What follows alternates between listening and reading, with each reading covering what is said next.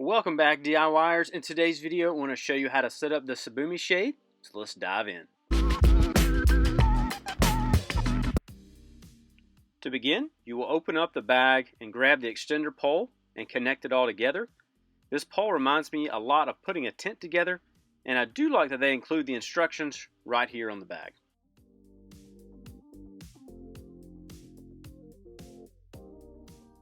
Once you have fully extended the pole, then you will grab the canopy and begin threading the pole through the shade itself.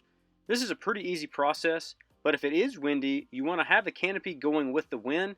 This will help you as you feed the pole through the shade.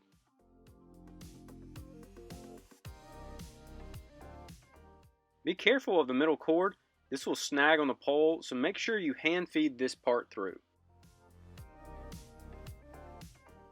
Next, you will put one of the poles in the sand. The instructions recommend going at least 6 inches deep to make sure that you get a good hold. You also need to try and face the shade in the direction of the wind, but it's okay if you don't get it right perfectly because you can move it later. After you've placed one pole in the ground, then you can go and grab the other side and do the same thing.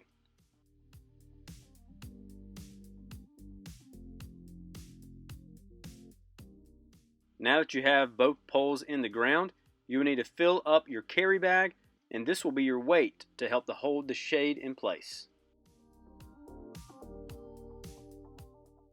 Next, you will adjust the canopy on the pole, and then you will strap it on with the adjustable straps.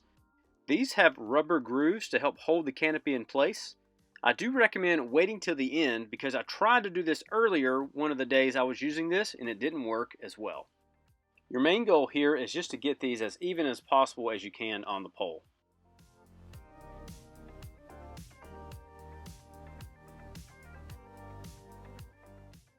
Once you get the canopy right, then you can just make sure the bag and the cord are in the middle, and now it's time to enjoy your shade.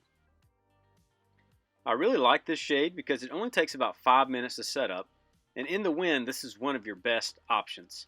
It provides 150 square feet of shade, which is great for 4 to 5 people and only weighs 4 pounds. It's also one of the best looking shade options on the beach.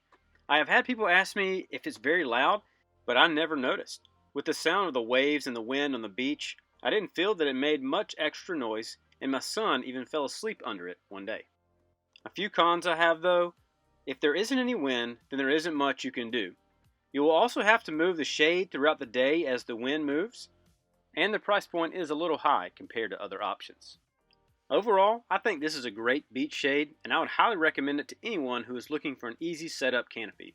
If possible, I do recommend you bring some type of static umbrella just in case there isn't any wind, but this is the one that we will be using in the future.